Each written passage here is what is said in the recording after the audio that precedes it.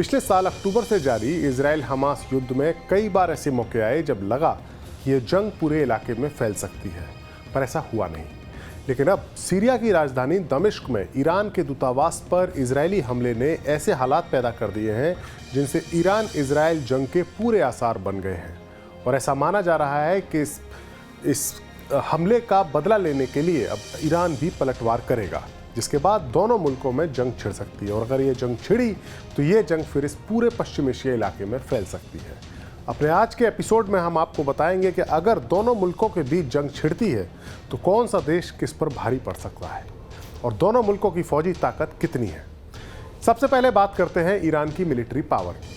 एक वक्त था जब ईरान की फौज काफ़ी कमज़ोर हुआ करती थी। 1980 और 1988 के बीच चले इराक ईरान युद्ध में इराक के तानाशाह सद्दाम हुसैन ने ईरान को काफ़ी चोट पहुंचाई थी। इसके बाद अमेरिका और उसके साथी देशों की पाबंदी के चलते ईरान की इकोनॉमी तो ज़्यादा आगे नहीं बढ़ सकी, लेकिन ईरान ने रूस और चीन जैसे मुल्कों के साथ दोस्ती करके अपनी फौजी ताकत को काफ़ी बढ़ा लिया है। अगर ईरान और इजराइल के बीच की फौजी ताकत की तुलना करें तो ईरान की फौज में 5.75 लाख एक्टिव सैनिक हैं, जबकि इजराइल की एक्टिव सैनिकों की संख्या 1.73 लाख है। ईरान के पास 4071 टैंक हैं, जबकि इजराइल के पास 2200 टैंक हैं। ईरान के पास 69,685 बख्तरबंद वाहन हैं, जबकि इजराइल के पास 56,290 बख्तरबंद वाहन हैं। ईरान के पास 2050 तोपें हैं, जबकि इजराइल के पास इस तरह की आर्टिलरी की संख्या बस 300 ही है। ईरान के पास मौजूद मोबाइल रॉकेट प्रोजेक्टर्स की संख्या 1085 है, जबकि इजराइल के पास की ये संख्या 300 के आसपास ही है। इजराइल की तुलना में ईरान महज थल सेना में ही मजबूत नहीं है, बल्कि उसकी एयरफोर्स और नेवी भी इजराइल की तुलना में कहीं ज़्यादा ताकतवर है। ईरान की एयरफोर्स के पास 541 एयरक्राफ्ट हैं और 196 जेट्स हैं, उसके पास 23 अटैक एयरक्राफ्ट हैं, 126 हेलीकॉप्टर्स हैं, 86 ट्रांसपोर्ट एयरक्राफ्ट भी ईरान की वायुसेना के बेड़े में शामिल हैं। ईरान की नेवी भी इजराइल की तुलना में काफ़ी मजबूत है। ईरान के पास फतह नाम की हाइपरसोनिक मिसाइलों का भी बड़ा भंडार मौजूद है, जिसकी रेंज 1400 किलोमीटर तक है, यानी इसकी जद में इजराइल का कोई भी इलाका आ सकता है। इजराइल के खिलाफ ईरान के पास एक गुरिल्ला फोर्स भी है और वो है आतंकी संगठन हिजबुल्लाह। इजराइल की उत्तरी सीमा पर साउथ लेबनान में हिजबुल्लाह एक ऐसा संगठन है जो वहाँ हुकूमत चलाता है। इस शिया मत वाले आतंकी संगठन को ईरान ने ही खड़ा किया है और भारी हथियारों से लैस इस संगठन के लड़ाकों की तादाद भी 1 लाख से ज़्यादा बताई जाती है।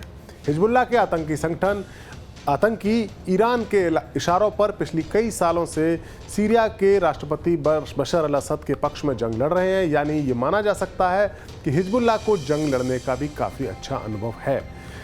इजराइल की उत्तरी सीमा पर हिजबुल्लाह की मौजूदगी ईरान को ये लिबर्टी देती है कि वो सीधे इजराइल के खिलाफ जंग में ना कूदकर हिजबुल्लाह के जरिए प्रॉक्सी वार भी चला सकता है। हालांकि ऐसा नहीं है कि ईरान अपनी ताकत के बल पर इजराइल को ख़त्म कर दे, क्योंकि ऐसी किसी भी आशंका को ध्यान में रखते हुए उसी के मद्देनज़र अमेरिका ने जब से हमास के साथ जंग शुरू हुई है तब से इजराइल की रक्षा के लिए भूमध्य सागर में अपने दो aircraft carrier groups USS Ford और USS आइजनहावर को तैनात किया है।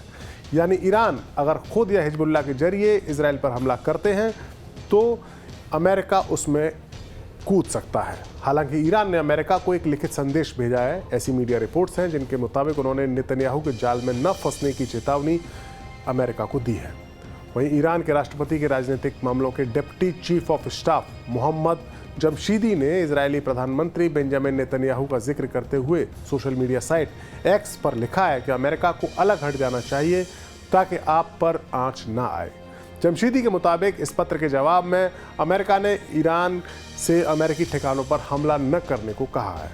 इसका जवाब अमेरिका की ओर से दिया जाएगा, ऐसा माना जा रहा है। लेकिन इस पूरे हालात में ईरान की भूमिका महज फौजी दखल की नहीं है, बल्कि डिप्लोमेटिक लीड की भी है।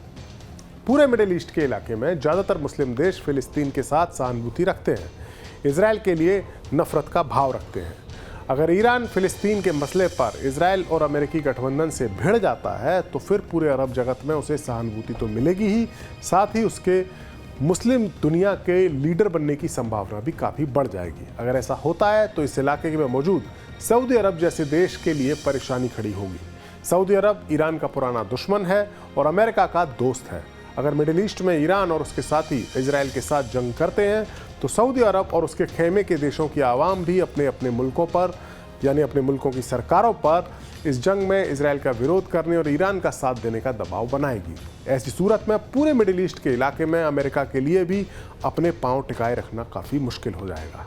जो अमेरिका के सबसे बड़े दुश्मन, मौजूदा वक्त के सबसे बड़े दुश्मन चीन का रास्ता और ज़्यादा आसान कर देगा। ये पूरी राजनीति है इस पूरे मिडिल ईस्ट इलाके की। ईरान की ओर से हमले की धमकी मिलने के बाद से ही इजराइल भी पूरे अलर्ट पर है। इजराइल ने अपने लड़ाकू सैनिकों की घरेलू छुट्टियां रद्द कर दी हैं, साथ ही रिजर्व फोर्स को भी बुला लिया है और शहरों में हवाई सुरक्षा को बढ़ा दिया है।